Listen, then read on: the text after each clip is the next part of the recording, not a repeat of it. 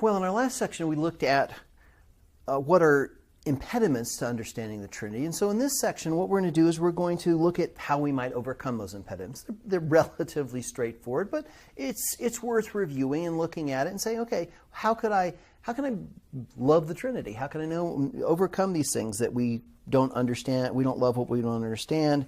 We don't see how it really relates to us. And this anti-theological thinking in churches, as well as it's a challenge. So how do we overcome that?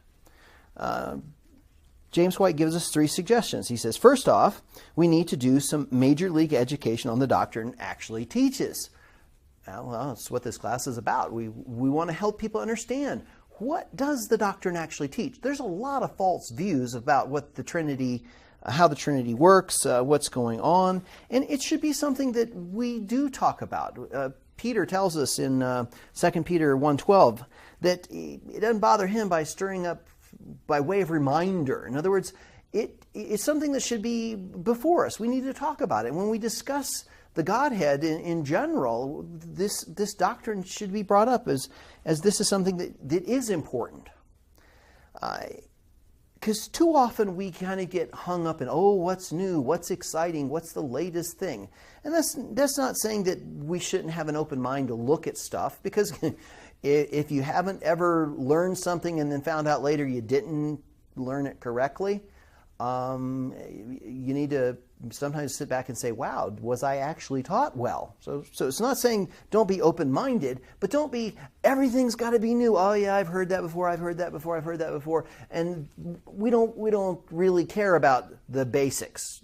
The basics need to be reiterated, because I don't know about you, but most people, including myself, are forgetful. We forget. We need to be reminded. And so that major league education needs to take place. The old story is the old story, but make sure we got the right old story, and we don't just say, I believe in the Trinity, but we know nothing about the Trinity. So let's continue with our learning. And that's, again, what this class is about. Secondly, he says, we have to impress on every believer the vital importance of understanding, accepting, and experiencing the truth of God as He has revealed Himself in the Father, Son, and the Spirit.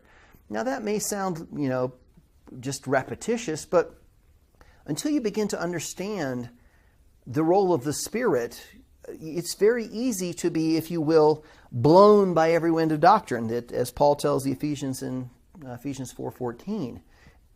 If you don't understand the role of the Son, if you don't understand the role of the Father, if you don't understand how the Trinity has dealt with things from past, present, and future, the whole idea of the gospel, the resurrection, prayer, worship, gifts, you name it, are all based in the Trinity. How God works, who God is, what the roles are.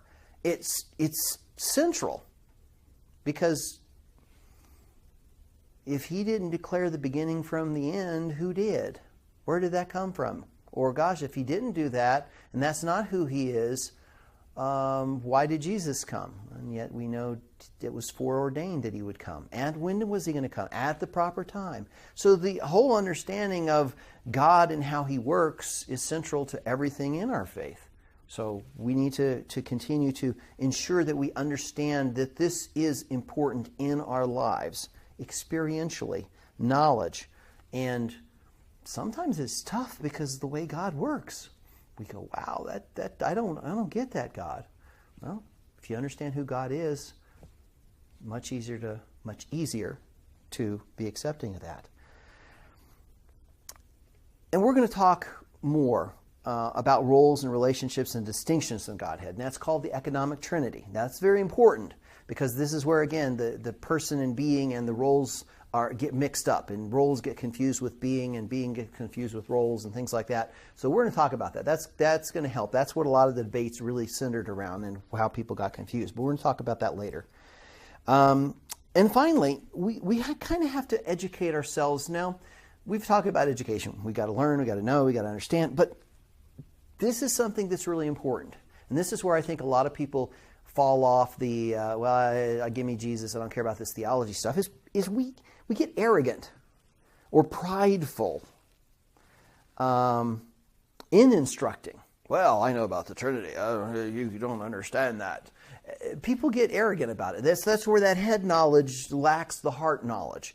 And so what we want to do is be excited about what's going on in the Trinity. We want to educate, we want to train, we want to inform, but not with pride and arrogance. We want to do it with passion and fervor, which is born out of the love for the truth of who God is, who we serve, and all the ramifications of it.